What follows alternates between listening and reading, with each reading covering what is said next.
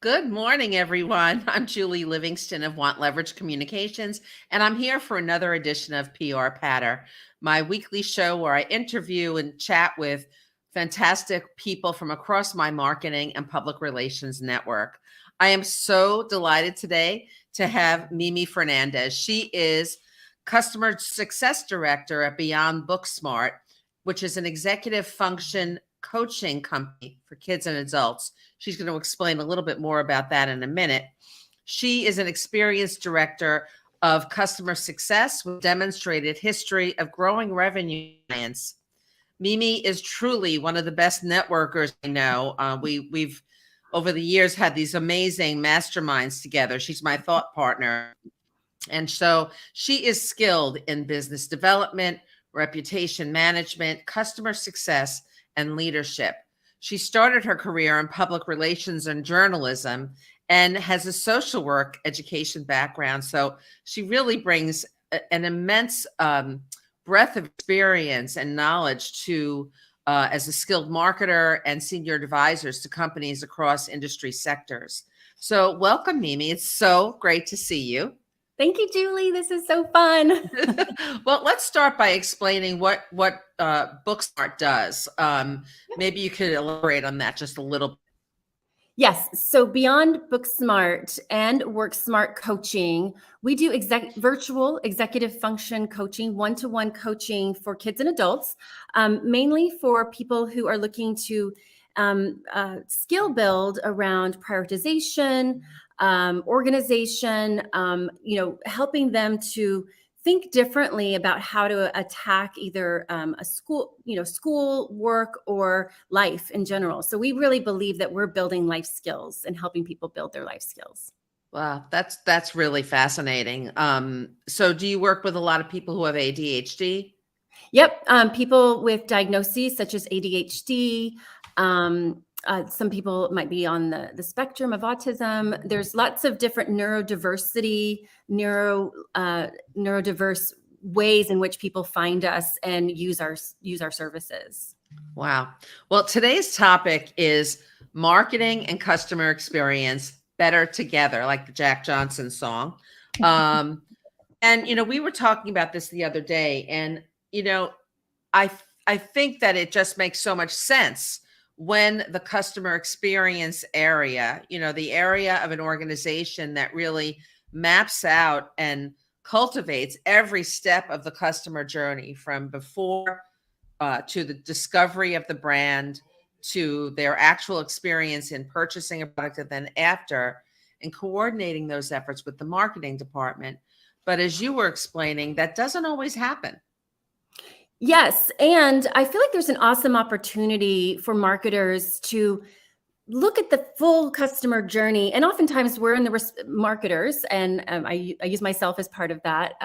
We're in the business of lead gen. We want to get people excited, and we want brand, we want to build the brand, have people understand our brand and come in and hopefully either buy us or use our services. When it comes to the customer success piece of it, our discipline really needs those first touch points to be spot on, because if we're in the business of retaining customers, once the salesperson has brought them in, we need to know that they came in with all the right information and all the right tools so that they're not coming in confused. While customer success is often the cleanup team as well, I think if you're in marketing, it's a great time to, it's a great moment to resell a customer. So in all that content that you did to create the lead generation to bring them in can be repurposed to resell that customer and keep them as a customer or introduce them to new products and services. I mean, that is just so brilliant. I create a lot of content for my clients, mainly on LinkedIn to raise their executive presence. But as a publicist, I'm also always telling stories, right? To either capture the attention of the media and get clients featured in the news, or for different things, for marketing materials for clients, etc. And I have found that my best stories come from the customer experience team. that, the stories that they tell me about how they're solving customer problems or an issue that came up for a particular customer, when I can really get that and kind of work it into either a LinkedIn post or media pitch even, and how clients solve that problem, that is golden. Yeah, it really serves you well to get close to the customer experience, customer success team. In the olden days, we called it story mining. We did a lot of narrative work, right? And we would, kind of dig in and you get all your stakeholders. But even starting with that customer success team, who should have a lot of those relationships for you, they are going to be your partner in success. I won't call partner in crime, but your partner in success and finding those those moments. I also think that the customer success team can really help with that emotional connection too, helping those stories have more of an emotional element. How did that customer feel when they came to you? And how did they feel even when they left you? Sometimes it's good to tell the exit story too, as much as it is to tell the entry So story. they can really add more depth to it. Absolutely. Absolutely. Because they're spending time with the customer. They're getting to know them at a personal level. They're really, we want to make them the hero. And oftentimes, it is emotional when they're working with you. So it's like, how do I help you professionally? How do I help you personally? Do you need a good restaurant? We're doing a lot of that work already. So why not, from a marketing perspective and marketing team perspective, get cozy with that customer success team and see them as the pathway for those great stories. So how did marketing teams start to develop those relationships with the customer experience area?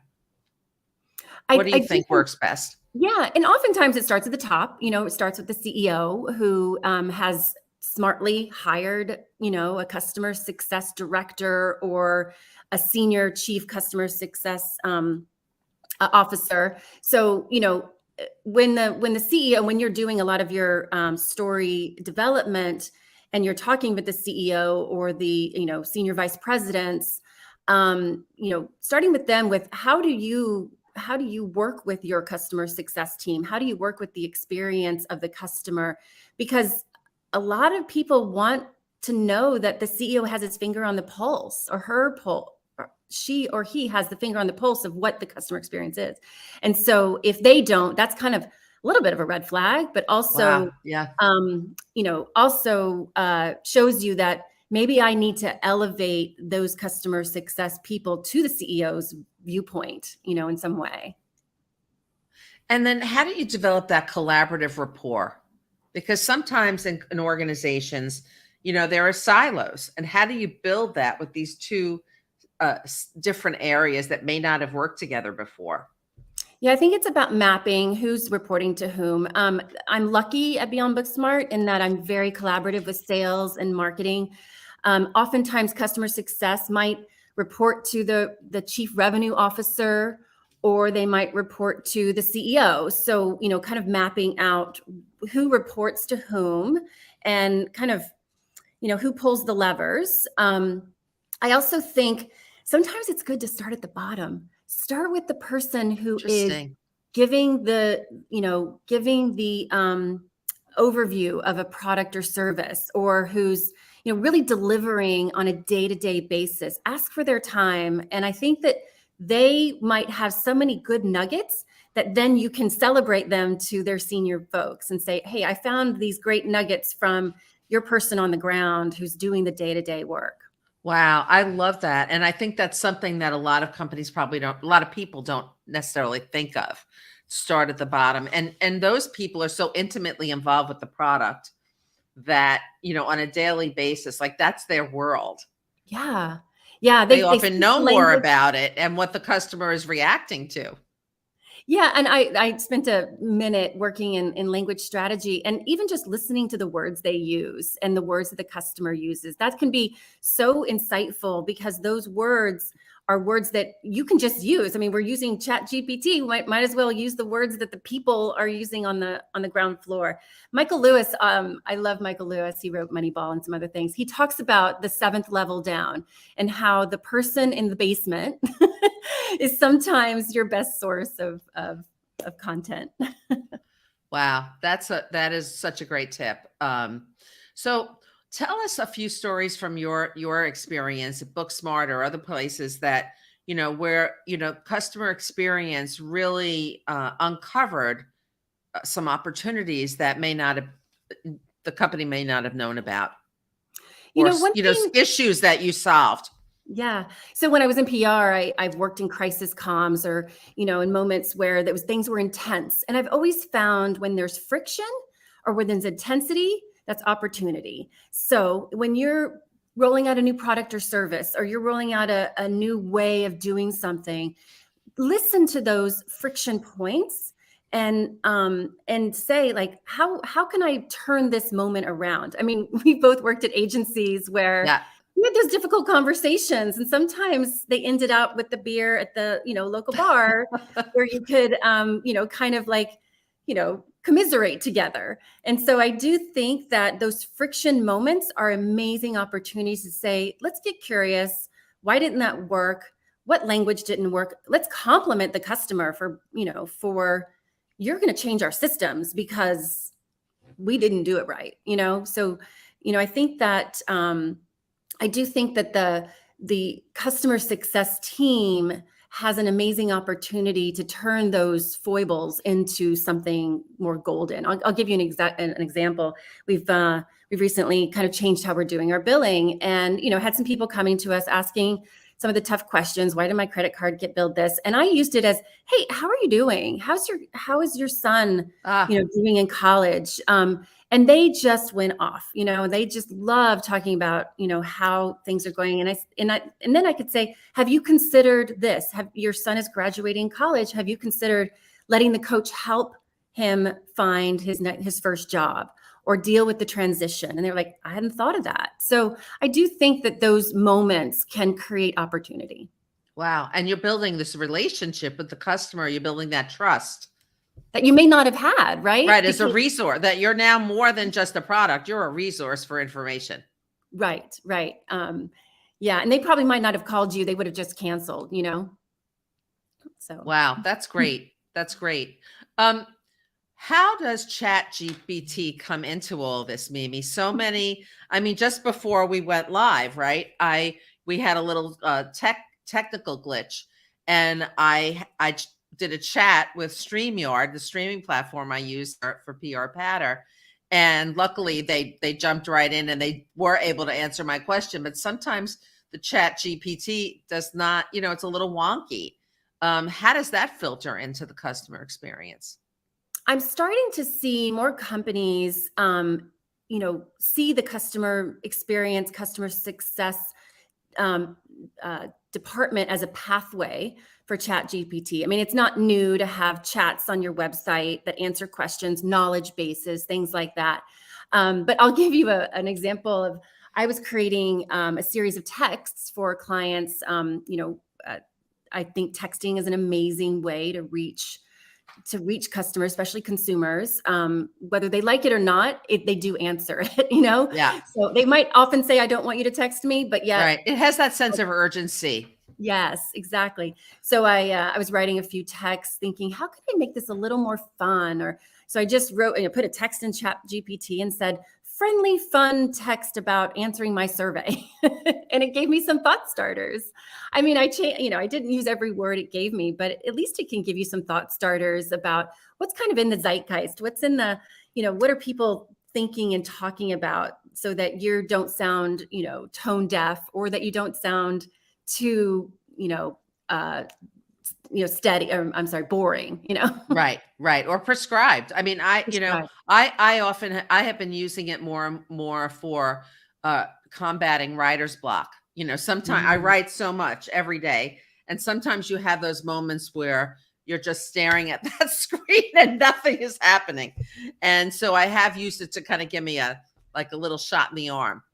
I feel like all throughout my career, I've used other people's, starters as a way to see how I can, enter a press release or a white paper or something like that. So this does make it a lot more efficient. I told you this yesterday, but I actually worked on the IBM Deep Blue chess match, and it was back when the promise of AI was that it was going to solve, cancer. It was going to solve, flight delays. It was going to, solve all the things that chess, with chess as kind of the starter point. But now, if they could have just solved writing, everybody would have been like, yes, that's what I need. Yeah. They would have had early buy-in. Right. They just needed to do the simple. Oh my God. So what are some of the other things that you're working on in terms of enhancing the whole customer experience?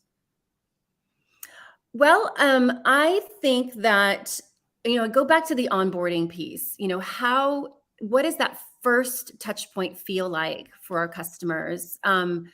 Getting cozy with the sales team is so important when you're in customer success and customer experience, because how they heard the information is what they will hold on to and expect you to deliver on. So if we're not in lockstep about what the product is going to deliver on, then we've got problems. Retention is out of your hands when the client or customer feels that they already know what they should have been expecting. Huh. So you really have to pull this apart at every touch point. And that first one is so pivotal, right? Because that could really make or break whether they're going to come back or continue. Yeah.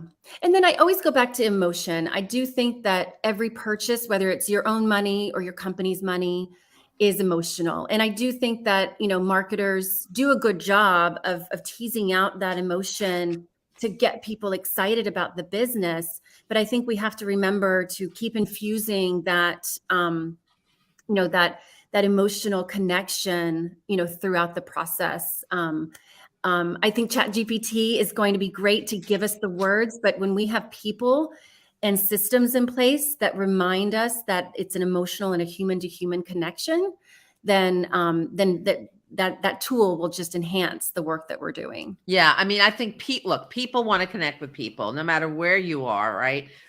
These other conveniences are just that, but I think ultimately it's that human connection. And I wonder, do you think that COVID exacerbated that? The need for human connection? Yeah. Yeah.